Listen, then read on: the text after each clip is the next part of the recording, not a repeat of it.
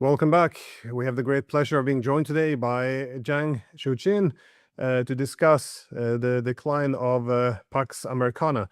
So, thank you for coming on the program. It's good to see you again. Thanks, Glenn. So, after the Cold War, we know that the US established a world order based on liberal hegemony, or Pax Americana, as it's also been referred to. Now, irrespective of what one thinks about this period, uh, it's quite evident that it's at least come to an end now. And I was wondering, how do you see what was the main pillars of this era of Pax Americana, and what do you think are the main sources of its decline? I mean, is it domestic problems, imperial overstretch, or do you see other variables at play? Yeah, so after World War II, America established Pax Americana. The main pillar of the system was the US dollar as a global reserve currency, which facilitated global trade. And America also provided security guarantees so that people were able to trade freely. And so nations no longer had to invest their resources into national defense. They just pursue their competitive advantage. That's led to tremendous wealth production these past few decades. And it's led to an increase in population. It's led to increase in wealth, especially in a place like China. The problem is that ultimately this system is not sustainable because it creates a lot of contradictions within the system. So for example, the relationship between China and the United States is not one of equal trade. Basically, America subcontracted or offshored its manufacturing to China. And then China would take all the money made from exports and then recycle it back into the US economy. And so China became the de facto manufacturing power of the world, and America became the de facto financial power of the world. And if that happens, then then the economy in America becomes speculative, and it becomes extremely unequal, it becomes extremely corrupt over time. And so ultimately, at the end of the day, the system was bound to collapse. The problem, though, is that the Americans are addicted to the US dollar hegemony because it allows them to have an inflated standard of living and force the world to burden the cost of this standard of living. So now they will fight tooth and nail in order to maintain the Pax Americana. And there are two ways in which they can do this.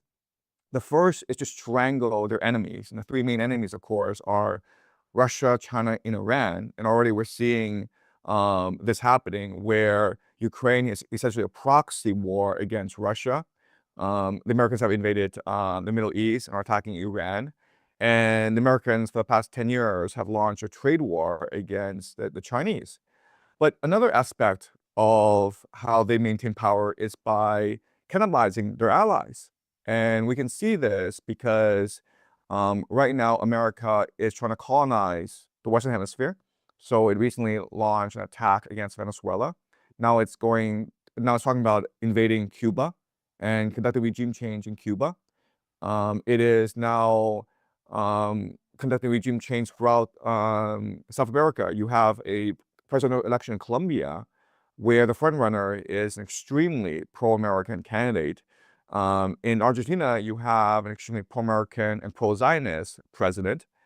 So it seems as though America is intent on colonizing the entire Western Hemisphere. How America treats its European allies is basically by cannibalizing them, forcing them to pay tribute in terms of raising their NATO budget, as well as pay tariffs, and then pay 50% more for American LNG. So these are two aspects. One is to force wars on its enemies, but also at the same time to cannibalize its allies. Do you see this as being some of it just accidental reactions or reflexes of a declining empire, or do you see this being, I guess, a deliberate Trump world order? Right. So I think it's structural. So if you look at all empires in decline, they behave the same way. So if you go back to about 400 BCE, when Athens was the dominant empire in the Mediterranean, it was also cannibalizing its allies as well as conducting wars against its enemies. And this is the way that empires behave when they're in decline. So Trump is there in order to be the scapegoat for imperial overreach. And if he did not authorize this war against Iran, if he was not conducting economic warfare against China, then he would not be president. Well, if you look though towards, well, the reason why we call it Pax Americana, of course, is to compare it to the period of, well, what we call Pax Romana. That is the period, I think, from 27 BC to about 180. This 200-year period, which is known for being, again, a little bit like the Pax Americana period. There is relative stability, peace, which was also accompanied by a lot of economic development, political stability, growth. Again, it was few wars within the empire. Of course, outside, the wars continued very fiercely. So again, much like what we've seen over the past 30 plus years. But do you see though the rise and fall of Pax Romana? Do you see following a similar trend as what has happened to the United States, or do you, I guess, see other similar signs with other rise and decline of civilizations? Right. So I would say it's very similar. The fall of Pax Romana and the fall of Pax Americana are very similar. So it's easy to romanticize and have nostalgia for the Roman Empire, and many do. But we have to remember, like, the vast majority of the population of the Roman Empire were slaves or peasants, and they lived very brutal lives. And we have a similar situation in Pax Americana, where yes, there's a certain global elite, maybe 10% of the population, that are much better off than before. But at the end of the day, you also have a majority of the global population, especially in the global south, that are suffocating under American hegemony. And what we know about empires is, like, they always produce structural contradictions that will lead to their collapse. So the idea that the world would continue to sell its resources cheaply to America in order to finance America's very high standard of living, it was not sustainable in the long term. I mean, like, if you, like, the American middle class, just an individual member of American middle class, lived better than the Roman Empire. You could go have any food from around the world at any time of the year. You could drive 2 cars, you have air conditioning, you lived in a big villa. So ultimately, at the end of the day, this was bound to collapse because of the structural contradictions. But I guess the internal though and the external seems to be quite connected. That is, with the imperial overstretch of the United States, it diverts a lot of resources from the core to the periphery of the empire, and well, it seems like a lot of American society is being hollowed out. I was wondering, how would you assess it? Do you look mostly at economic, or do you see the political instability being source of the economic problems, or I guess how do you link the social decay within? Because there seems to be a destabilization of the social aspect, and one could also argue moral collapse, which if there's a problem in on the perceived moral standing of the state, you can see a political legitimacy crisis down the road. I was wondering, how do you see these things hanging together? Right. So there are certain trends these past few decades that are leading to a crisis of legitimacy and authority in America.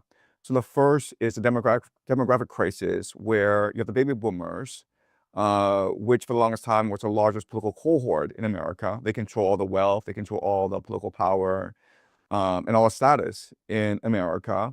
And they, because of Pax Americana, they can live a lot longer than the average life expectancy. So during the time of the baby boomers, when they're growing up, maybe the life expectancy for the average American was 72 years old. And now the baby boomers, a lot of them, maybe 10% of them, will live to at least 100 years old.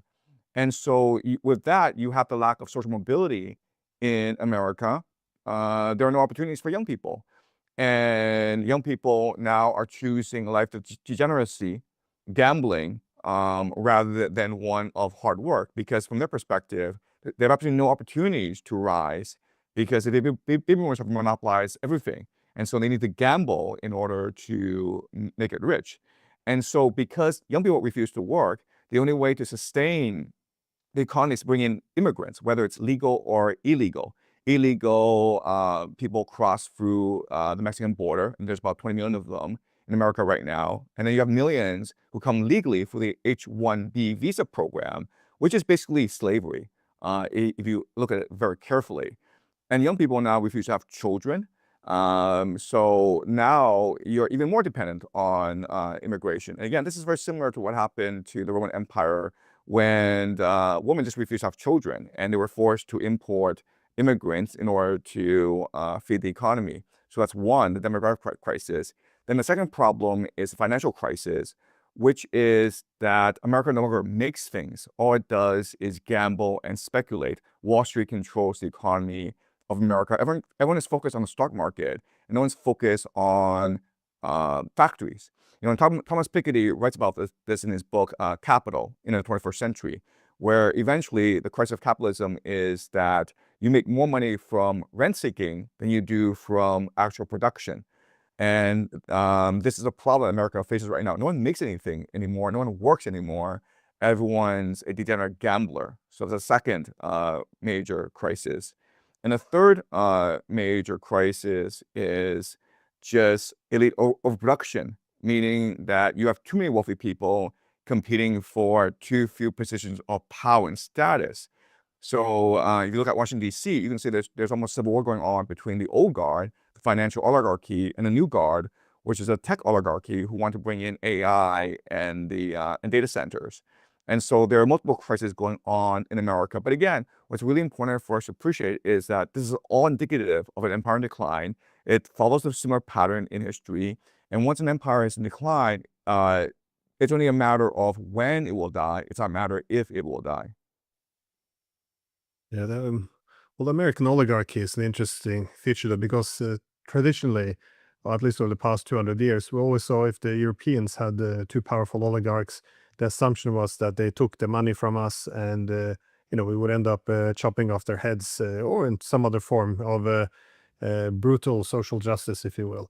But in the United States, they always had a different sentiment. That is, if they saw people being wealthy, at least the rhetoric was, they earned it. So it created some stability, but temporary perhaps. The premise was always that yes, some are rich, some are poor, but the key thing was always to have the social mobility. You can start off with having nothing in your pockets, and you could become rich. I guess the American dream essentially. But once that social mobility is gone, there's no reason to assume the oligarchy would be treated any less favorably in the United States as other places in the world. But how do we say that the U.S. empire, the Pax Americana, is declining or dying. What happens then if you would draw your lessons from history? Are we talking about the American Civil War or simply a retreat of empire, or how? I mean, I know we don't have a crystal ball, but what are the possible pathways? Is essentially what I'm asking. If history is a guide, then the American Empire will fight to its last dying breath. And the way we'll do so is by sending young people to die in wars overseas in order to maintain its empire. That's what Athens did. That is what the Romans did. That's what the British did in World War I and World War II. And so what I would predict is that eventually you will have a national draft in order to continue this war in Iran. Because America continues its bombardment of Iran, which is what it's doing right now, eventually it will run out of expensive munitions and aircraft. So it must send in young men to die. It is to maintain this war. If it does that, then it will create a crisis of legitimacy in America, because a lot of young men will refuse to go die for Israel. They believe that it is Israel that has provoked this war in the Middle East, and they do not want to fight for the Zionists. And so this would cause a lot of political conflict in America. It'd be very similar to the Vietnam War. Already, we're seeing anti-Zionist movements in America. So in New York City, you have Mayor Mandani, and we can see a major anti-Zionist political movement emerging in New York City. And we expect this to happen in other major cities as well. We can also expect maybe a political revolution to happen within the Democratic Party that would make it much more left-orientated. Right now, the Democratic Party is very beholden to the Zionists as well as the oligarchs, the financial elite. So we can expect that you're going to have this major political rupture emerge in America over the next few years. Also, an empire in decline, the political system loses its moral authority, loses its legitimacy, so that a tyrant like Julius Caesar can arise and say, aren't you better off with a king who will redistribute wealth and who will cancel your debt? And quite honestly, at that time, the majority of the citizens of the Roman Republic agreed with him. And that's why you have the rise of the empire, right? So I can see possibly Donald Trump in 2028 try to obtain a third term. And you'd be surprised that there'll be a sizable majority of the American population who support Donald Trump obtaining a third term because they see it as the only way, the only path to get rid of the oligarchy that has now captured America. And because of that, we should see a lot more political violence. And again, this is just how empires behave when they're in decline. They are overstretched overseas, fighting these pointless wars they can't possibly win. And internally, they have crises of legitimacy as well as moral authority. Well, do you see a similar trend then in Europe? Because it feels perhaps Europe is that things are worse. Again, we see the economic decline, but unlike the Americans, there's no technological sovereignty or yeah, any cohesive economic model moving forward. They're also having again unprecedented warmongering. Well, not unprecedented, at least over the past decades. They only speak in the language of war. Very many can language, less acceptance of dissent. We see this authoritarian wing growing as they try to keep people more in check.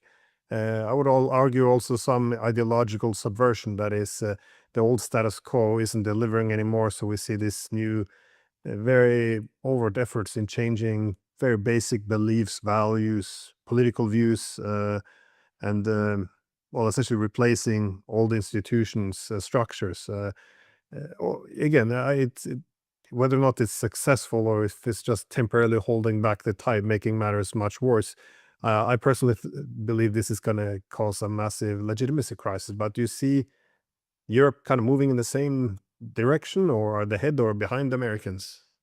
I think Europe is far ahead of America. I think that Europe, in many places, Britain, France, they're on the brink of a civil war right now because they've let in too many immigrants. The political system has become very authoritarian. Right now in England, you're much more likely to get arrested for complaining about crime on social media than if you commit a crime. The system has become extremely bureaucratic, overbearing. People have lost faith in the political system. So Keir Starmer has resigned, but everyone knows that his replacement will just be another puppet of the oligarchy. So it doesn't really matter. You're still gonna invest in this war in Ukraine. You're still gonna let in too many immigrants.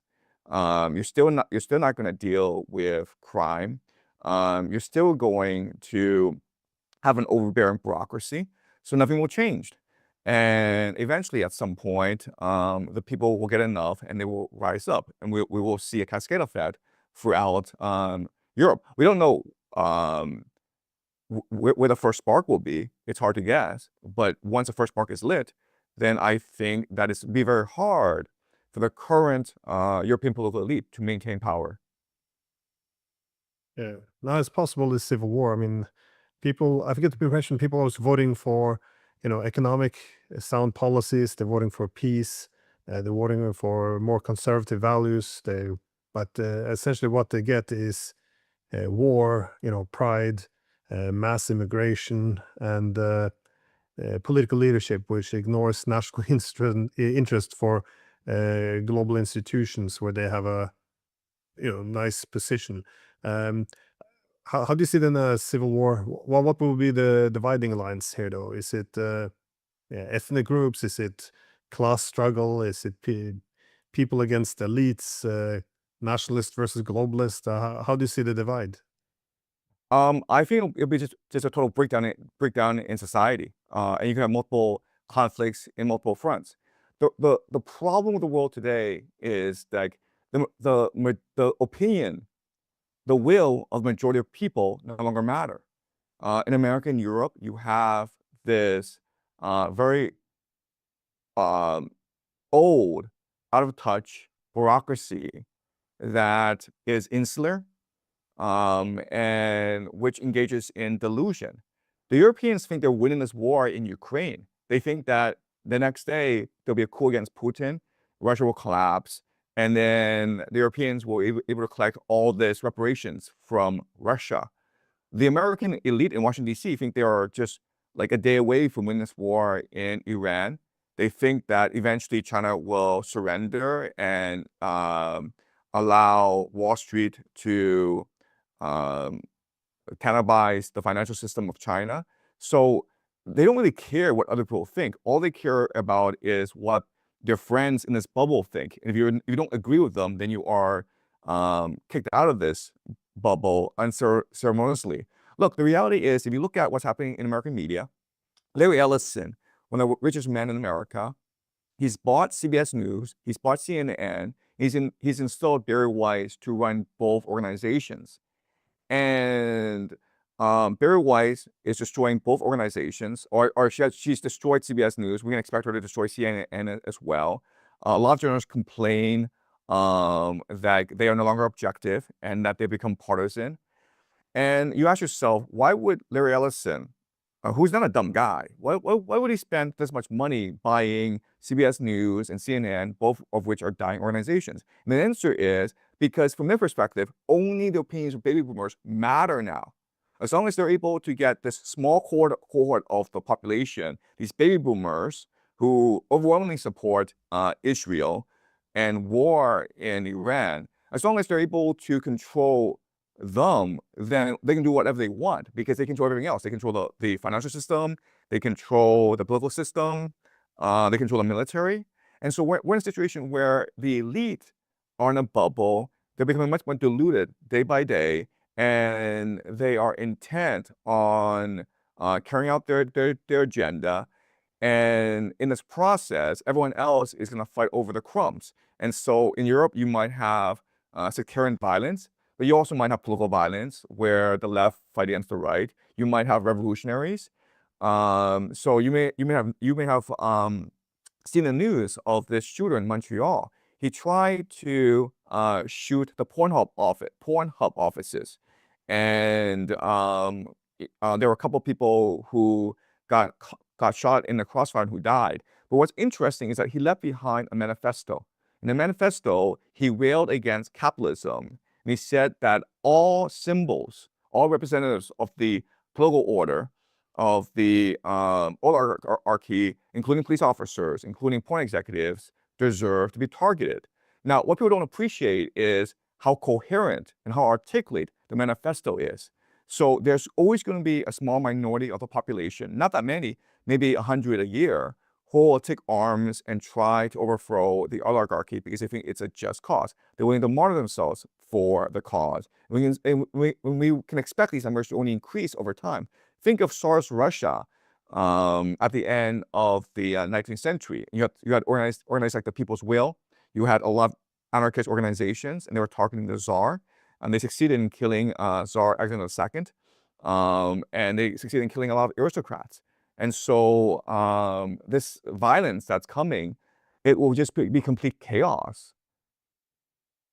Yeah, and, whenever I speak to people and the topic of possible civil war comes up, people often treat it as being hyperbolic or very unlikely. But all the indicators, that's despite the indicators showing that this is the direction headed. They're like maybe not tomorrow, but the indicators are there and they're getting worse. So you can see in the polling in the U.S.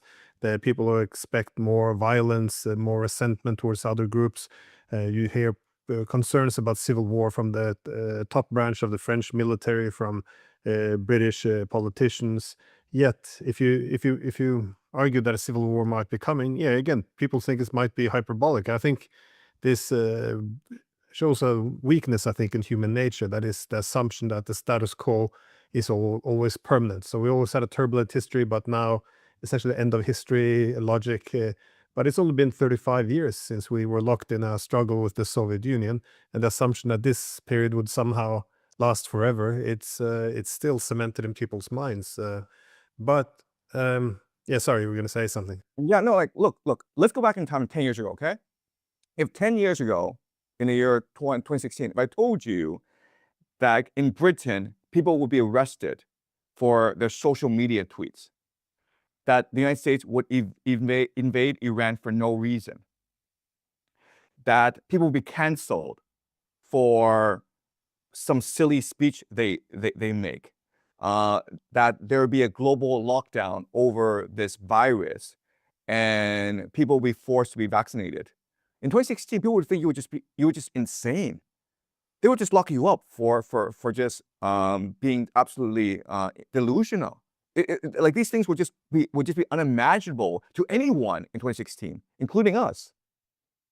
Yeah, you can also, if you went back to 2016, said, well, in a few years, NATO's gonna be assisting with long-range strikes deep into Russia. We're gonna supply the weapons, the intelligence. We're gonna have some contractors on the ground operating the weapons. We're gonna use our own territory to attack the northern parts of Russia. I think also most people would have said, no, we're a defensive So, alliance. Where is this so, coming from? so, so the world is already insane. The problem is that we've normalized this insanity. Look at what's happening in Gaza. Look at what Israel is doing in the Middle East. There's Ukraine war all over the place. Uh, Israel is in Lebanon, and now they're declaring they're like considering war against Turkey and Egypt. Um, and they're like the world is just insane. But unfortunately, we have the capacity to very quickly normalize insanity. And like a year from now, I think things will be a lot worse. And then we will just normalize that. And because we're able to normalize this insanity, we just dig the hole deeper and deeper. If at this point we're like, enough, what's happening in Gaza is atrocious. Ukraine launching drone strikes against Moscow is atrocious because it could lead to nuclear war. The Americans invading Iran and forcing the global economic collapse. If we just like if all of us got together and says like this is enough, this is all insane, then this insanity would stop. But because we unfortunately have a habit of normalizing this insanity, it just gets worse and worse for us. How do you see, though, what's happening now with Ukraine? Because this has now escalated in a big way, and what I keep hearing from Moscow is that it can't continue like this. They made a mistake by allowing their deterrence to be weakened to such an extent. And again, some are saying we have to escalate heavy against the Ukrainians. Others are saying, well, that's the proxy. You should go after the puppet masters in the NATO countries. Irrespective of what it is, it doesn't appear that the war will stay the same. We're going to continue to escalate. And another thing is, the Americans appear to now a bit moving away from the diplomatic path, and they're now taking more overt role in Ukraine. In other words, Trump has definitely made this his war as well long ago. Where do you see this going, though? Because in the media in Europe, they've returned to Ukraine is winning and the NATO is not involved. But also we're supplying hundreds of thousands of drones. So, however one wants to make sense out of this. I think you're absolutely right. I think that this can only escalate. This past month, there's been a massive escalation in that Ukraine has crossed many red lines, right? So Ukraine targeted this student dorm in Luhansk, killing about 6 people. There's been this massive drone strike against Moscow. A lot of Russia's oil refineries have been targeted in strikes. Crimea is under siege right now, and a lot of people are leaving Crimea. So it seems Ukraine is very intent on escalating this war. And you're absolutely right in that there's no way that Ukraine is doing this by itself. Ukraine basically ran out of momentum like a year ago, and the morale among Ukrainian forces are very low. So we can expect that it's the Europeans, NATO, that is providing all these munitions, all these drones, all this targeting, all this intelligence, all this strategy. And I would not be surprised if a month from now or 2 months from now, there's a major Ukrainian offensive, a ground offensive against Russia. But if I'm Russia, actually, I would actually be patient and strategic about this, because if the Europeans believe that this war can be won, and if Ukraine is taking an offensive, then I would assume that the Ukrainians are going to bet big on an offensive, and so I would just let them come. To take the fight to them opens a can of worms. I would just let the Ukrainians exhaust themselves, and I believe that's what the Russians will do. Yeah, I keep looking at the Crimea. It looks as if they could be planning a crossing, at least in Yes. the Zaporizhia or Kherson region, that is across the Yes. Dnieper and well, not just on this side, but also from the Odessa, or sorry, Kherson region, trying to cross over. But Let them they come. seem to be, yeah, softening targets in preparation for Yes, yeah. Let them come because they'll be encircled, right? They want to go in to encircle the Russian forces, but they don't have the manpower, they don't have the morale, they don't have the political will to commit. And so let them come and let them exhaust themselves. And has been what's been happening for the past few years. That's why the Ukrainian forces have been so depleted. Well, let's say now tomorrow, though, the Ukrainian army collapses and or begins to collapse. Russia pushes through all the front lines. It makes it, let's say, all the way to the Dnieper River, from north to south. Or as Putin said, the objective now is Donbass and Novorossiya, which would be the southern regions. But if this is achieved, then what? I mean, you would think that then the Ukrainians would say, okay, we don't want to do this anymore. But again, it's not Kiev that's running this war. It's being run out of the West. So, why would the West give up an opportunity? This is a large territory. It's a lot of Ukrainians under essentially NATO control. In NATO, we can use the Ukrainians to strike Russia with long-range missiles. All we have to do is supply weapons, and they can continue to pound Russia. Why would NATO accept any peace agreement? I mean, they sabotaged all of them since 2014. Would they end just because Russia seized some territory? It's some cost fallacy, right? The Europeans have already invested billions of dollars into this war. They think that once this war is over, they'll have control over all of Ukrainian resources, and they'll be able to force Russia to pay reparations. And so, they've always sucked in $1 trillion, and they're willing to suck in another. They're willing to suck in another $10 trillion into this war. So the Europeans will not give up. And you may have known that the Ukrainians plan to recruit about 100,000 foreign mercenaries. So this is just the way this war is going to be fought for the next few years. The Europeans will continue to support Ukraine. They will continue to invest resources into Ukraine. Again, it's hard for me to believe that given the casualties, given the losses that Ukraine has suffered these past few years because of their counteroffensives, it's very hard for me to believe that the Ukrainians are fighting this war by themselves. I would not be surprised if there were many special forces, European special forces, embedded within the Ukrainians right now. And definitely you have a lot of European weaponry with the Ukrainians. So I think these long-range strikes against Moscow, it's not Kiev that's doing this, it's Brussels that's doing this, it's NATO that's doing this. So for all intents and purposes, NATO is already in the war. And once they're in the war, then sunk cost fallacy takes over, and they will fight to the bitter end. And the bitter end does not mean that Moscow marches against Paris and London and Brussels and Berlin. What it means is the Europeans invest so much into this war, and this war is so unwinnable, they're forced to announce a national draft, and then this will provoke a political revolution in Europe. So that's the resolution to this war, not on the battlefield, but in the streets of Paris, London, Berlin, Brussels. You seen a difference though in the European and the American position? Because it's unclear to me. I mean, what exactly the US is aiming for, because again, its role in Ukraine is growing, but has the goal of the Trump administration simply been to outsource the war to the Europeans?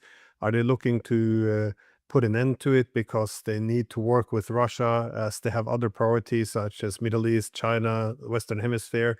Are they just ramping up a favorable negotiation position, or do you see their position as actually being aligned completely with the Europeans? That is just drain Russia to the last Ukrainian. Well, it's more than drain Russia, it's drain all of Europe. So we go at the beginning of this conversation, and empires in decline, what they do is they cannibalize their allies, right?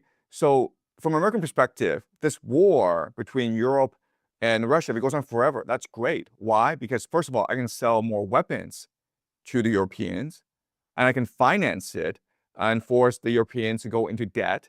They will prop up the US dollar. I can sell them resources, LNG, that they desperately need. And they can only get LNG from America right now, right? And the Western Hemisphere, Middle East. And this war in Ukraine, it's targeting Russia's oil export facilities. So now Russia can't export oil, right? So now East Asia is dependent on American oil, LNG resources, right? So from American perspective, they don't care who wins this war as long as this war continues. Yeah. No, it's well with this cannibalizing allies and partners. We've seen this being a key feature, though, over the past few years now, especially in the second Trump administration. But I would also put in the Biden administration. Obviously, the Europeans now they're defining energy security as only buying American, which is very Yes, strange. You're supposed to diversify yes, your suppliers, but again, all those people who studied energy security as being cheap, reliable energy, dependent on diversifying suppliers, all those textbooks apparently have to be rewritten to saying, well, cut yourself off from your main supplier, which is Russia, and bet everything on more expensive, unreliable energy from the United States. So this is a strange thing, but also the trade deals, such as the Europeans are willing to give up everything, including their dignity, to appease Washington. But you see also in the East Asia, Trump telling Taiwan that they should move semiconductor factories to US. The South Koreans should invest more in the United States, move production.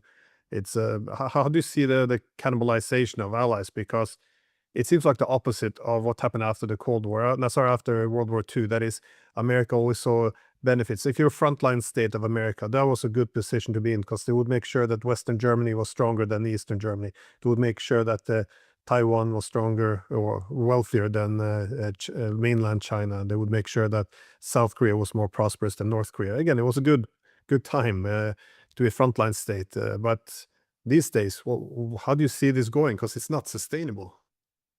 at the end of the day, the world is a zero-sum game. For the West to have achieved their standard of living after World War II, you needed to exploit the third world. And now that the third world has risen, and the West is extremely corrupt, then for America to maintain its standard of living, it needs to cannibalize and exploit its allies, right? So that's what's happening.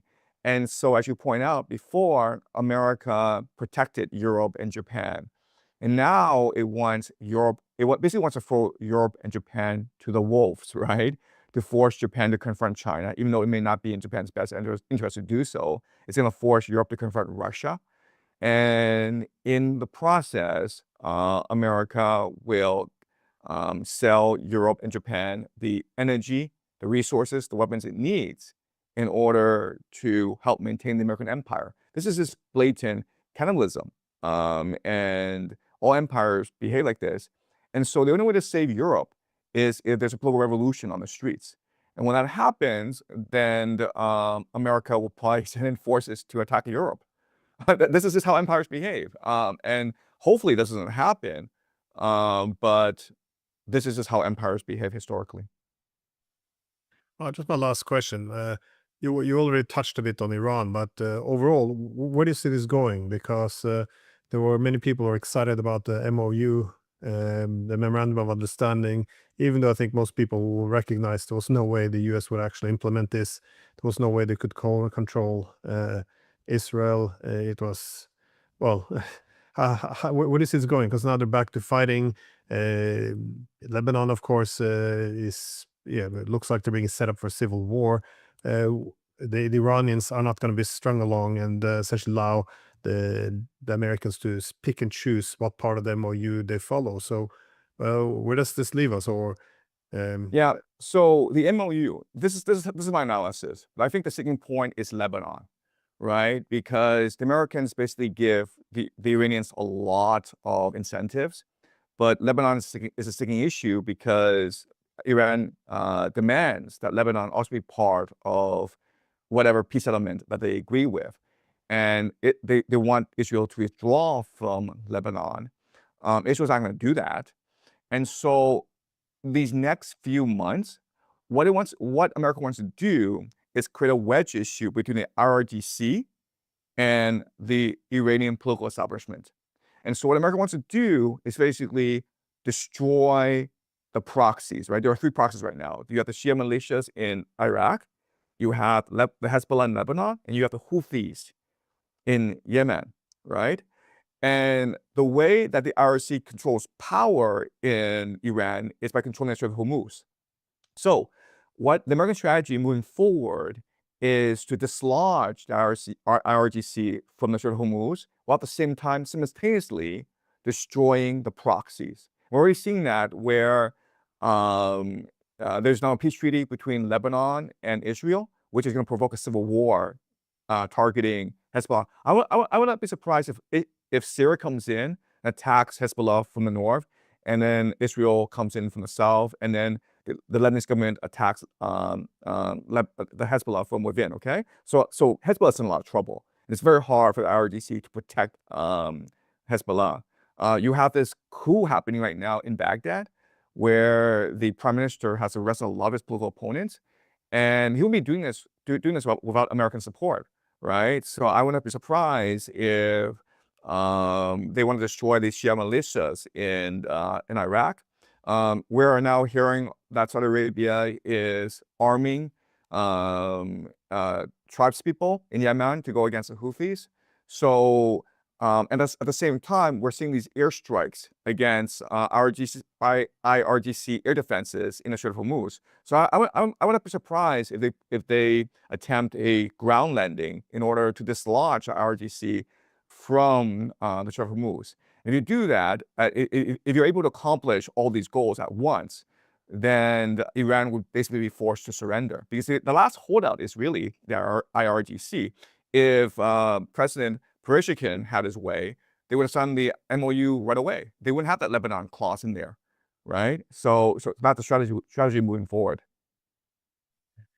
Yeah, I was thinking the same, that the US could promise the world this very sweet deal for the Iranians, but the Yes. better the deal, the more likely the Iranians would try to hold on to it, even if one thing is violated. In other words, That's right. if you can give Iran this great deal, if they just step away from, allow Lebanon to be destroyed by the Israelis, then yeah, that would be well a good approach. But of course, once Lebanon is destroyed, Iran stands about a lot weaker. There's no guarantee. Indeed, I would say it's very unlikely that the US will actually fulfill its obligations under the MOU. The IRGC cannot afford for Hezbollah to fall. Okay, the Shia militias, Houthis, but Hezbollah is so critical to the forward defense of the IRGC because only Hezbollah threatens Israel. So if Hezbollah falls, then America can divert all its attention to a ground invasion of Iran, possibly as early as next spring, right? From 2 directions, from Pakistan and from Iraq. And already, I think that the Americans are arming the Kurds, as well as the Sunni militia forces in Iraq, preparing for a full-scale ground invasion of Iran. Yeah, Trump actually suggested that it would be better to use his Al-Qaeda offshoot in Syria, that is Jolani, to take out Hezbollah in Lebanon instead of the This Israelis. So, I mean, I remember all those years when all the news were filled with the idea that, well, we have to help the people of Syria who's being killed by their own government, and people always buy this narrative, and it doesn't matter what the consequences are. Look where we are now. We put in place an Al Qaeda leader to rule Syria, which is massacring the minorities, which the Trump now envisions using to again destroy Lebanon. And there's no lessons learned. We still have to pretend as if, well, in Ukraine, we really, really just want to help the Ukrainians. I mean, it's so absurd, but we keep there's no wonder the same script is used, because it works every time, no matter, if it's Afghanistan, if it's Iraq, if it's Libya, it doesn't matter. It's always the same script, but people always buy it. It's kind of You impressive. know, look, there's overwhelming evidence that both Al-Qaeda and ISIS were American creations. And then you go back to the time of the British Empire, there's overwhelming evidence that the Wahhabis and all these Islamic extremists were creations of the British Empire.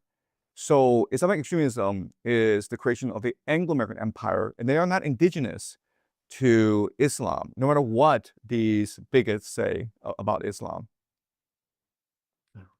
Well, we ran out of time, so I wanted to thank you very much for your great analysis, and yeah, always look forward to it.